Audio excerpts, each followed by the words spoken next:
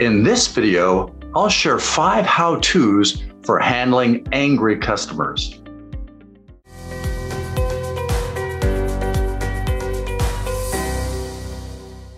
I'm Jeff Mowatt. For over 30 years, managers have brought me in to help their teams to boost customer loyalty, even when things go wrong. The good news is these customer service techniques and tips for handling angry customers not only calm customers, but they work so well that they make customers more loyal than they were before the foul up. That means that you, of course, grow your business and create more positive word-of-mouth reinforcement. But on top of that, you and your employees have better days. You feel more loyal, and it helps increase employee engagement and retention. So everyone wins when we learn how to take care of angry, upset customers. Oh, and as a tip, be sure to watch this through right until the very end, because my last tip on dealing with angry customers is going to talk about how to deal with customers when they become abusive, the proverbial customer from hell.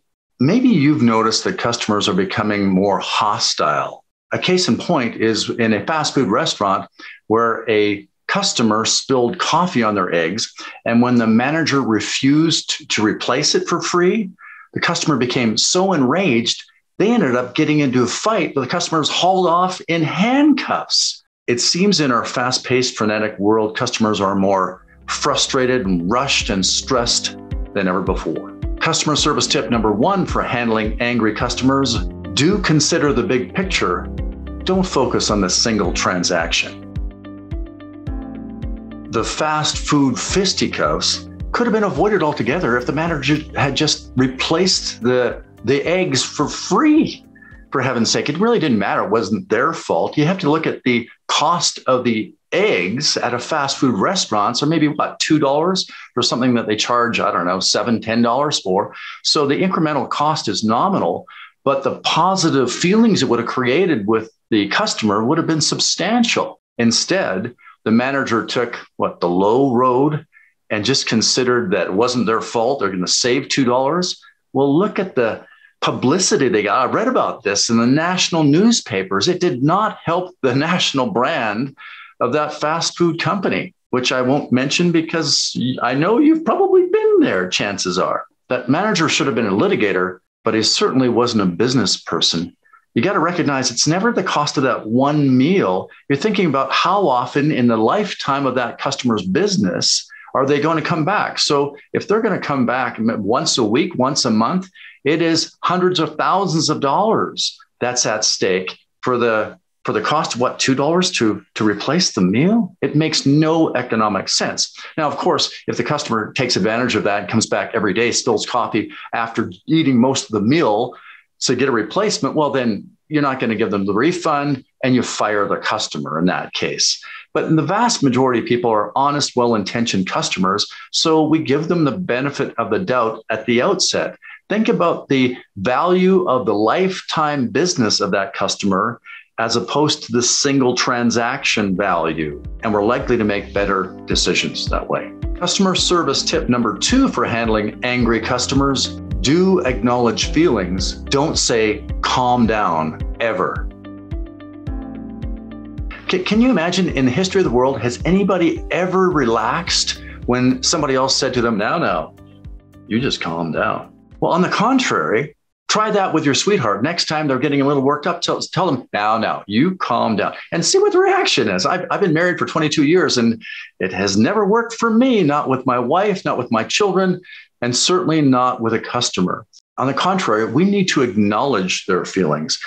And a great phrase to do that: sounds frustrating.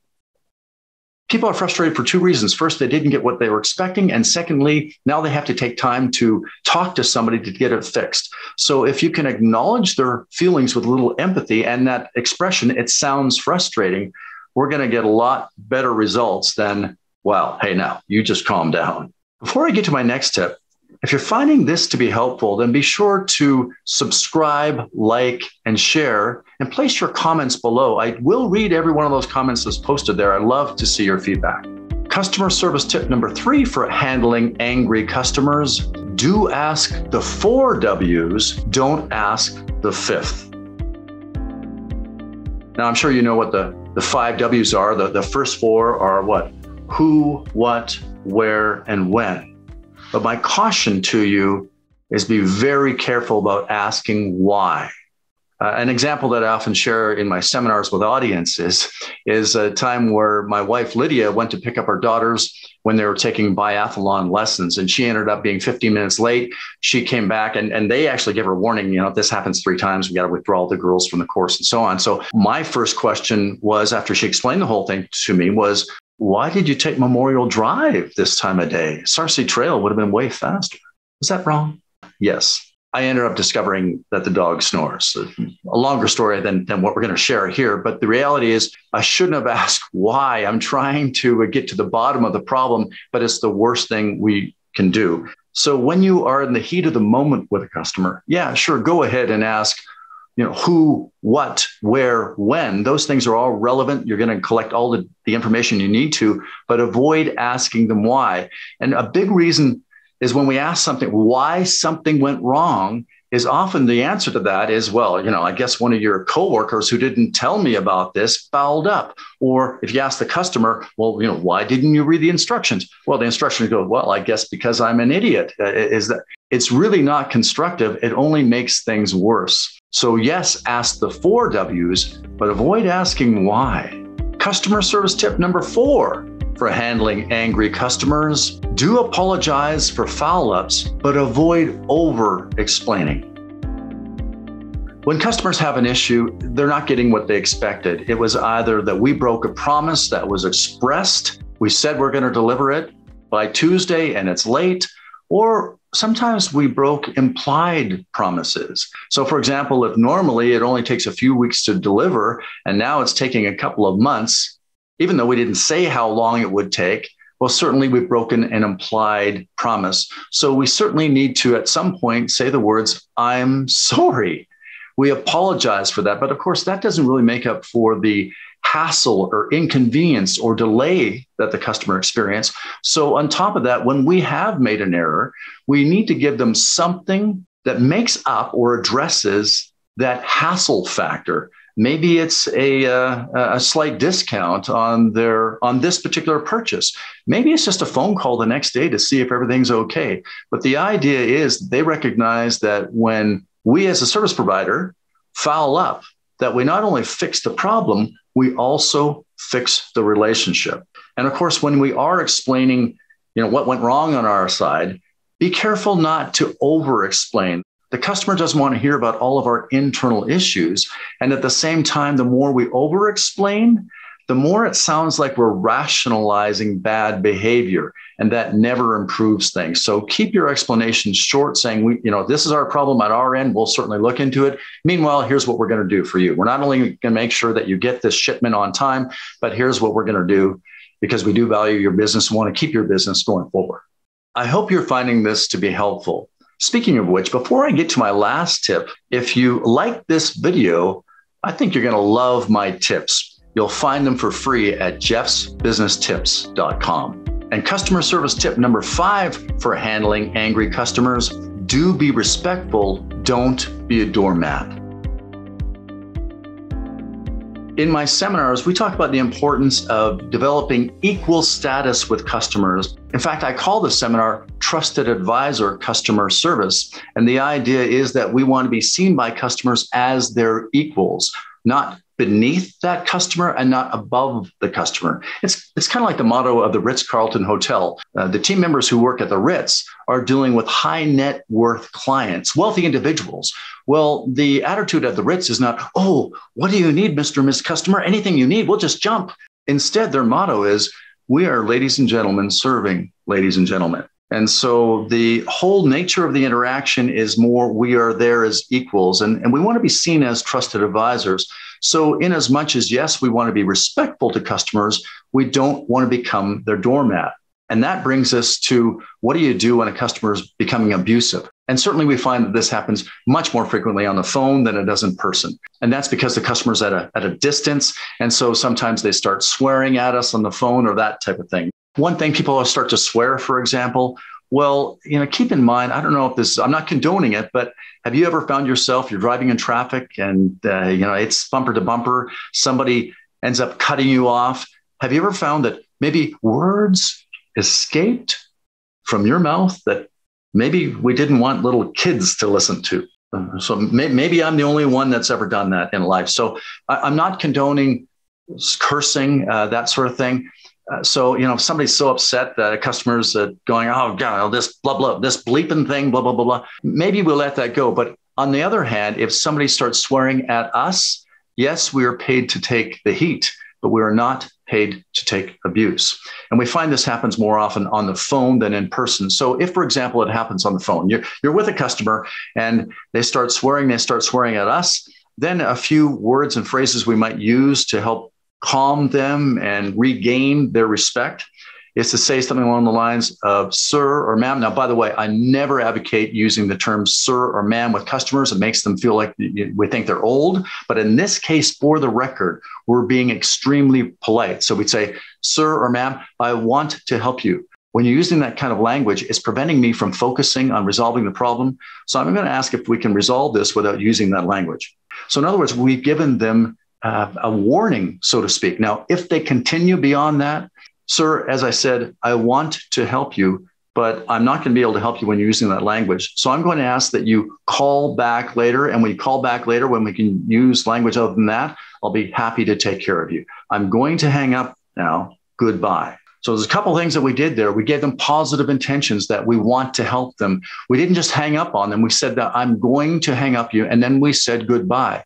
Now, the next thing we'd better do if we're smart is, of course, go to our supervisor or manager and forewarn them that we just talked with a customer and they got verbally abusive. Tell them exactly what they said and how you responded so that when the customer does call back, which chances are they might want to talk to a manager now, that manager will be forewarned and therefore is in a position to say things like, yeah, and I understand what happened. And I'm going to ask that if you're going to interact with the customers that way, that you interact with me, or we're going to have to stop doing business. That's a whole other seminar we're talking about. But meanwhile, we, of course, have helped to diffuse angry customers. And for those that are abusive, we don't need to take it. Okay, let's recap. And as we're reviewing these 5 tips for handling angry customers, see which one of these you have found works most effectively when you are dealing with angry, upset customers, and then post them in the comment section below. Our first tip for handling angry customers is consider the big picture. Don't focus on the value of the single transaction that we're talking about. Consider the value of the overall customer relationship. Literally, what's the lifetime value of that customer? Because that's what's at stake if we either win the customer back or lose them. Our second tip for handling angry customers, acknowledge their feelings. Don't ever say calm down to anyone, ever. It's rare that I say the idea of don't and never and always, that sort of thing, but telling someone to calm down only makes things worse. Instead, use a phrase like, that sounds frustrating, and use it in the tone of voice that it sounds like it's coming from a human being. Number 3, ask the 4 W's, but at this point, don't ask why something went sideways. That's something that can be explored later on internally within your organization of what went wrong and why it went wrong. But with the customer in the heat of the moment, don't ask why. Number 4, apologize and make amends. When we foul up, the customer needs to hear from somebody, even if it wasn't our fault, it was somebody else in shipping, somebody in our supply chain that messed up. We represent the organization. Somebody on behalf of the organization needs to apologize. So say, I'm sorry. And the great thing is when you say, I'm sorry, a lot of customers, when you admit that, will be going, well, hey, it wasn't your fault, but they respect the fact that you were stepping up and taking ownership. And tip number 5 for dealing with angry customers, do be respectful, but don't be a doormat. The idea is to be seen as the customer's trusted advisor, and we need to position ourselves as equal status with that customer. Bottom line of all of this, have some empathy. Who among us, as a customer, has never been terse or maybe worse with a customer service representative? I mean, the reality is that some of your customers, they've got stuff going on in their lives that we have no idea why they are upset. And the fact that they're venting on us, sometimes means there's stuff going on in their lives and that we should not take it personally. You give the best service you can, and then you communicate in the heat of the moment using techniques that are going to help diffuse as opposed to inflame the situation. It's also worth remembering that if work was supposed to be fun all the time, well, they wouldn't need to pay us. Sometimes dealing with angry, frustrated customer comes with the territory. But just because it comes with the territory, the reality is that when we learn to diffuse angry customer situations, customers do in fact become more loyal than before the foul up occurred, which means that we get to not only help customers have a better day, we get to have a better day, and we get to go home and make our family members happy, the people we live with, our friends. We bring more joy, not only to our customers, but to our other relationships. I'm Jeff Mowatt. I hope you found this to be helpful. And for more of these types of tips, go to jeffsbusinesstips.com. See you next time.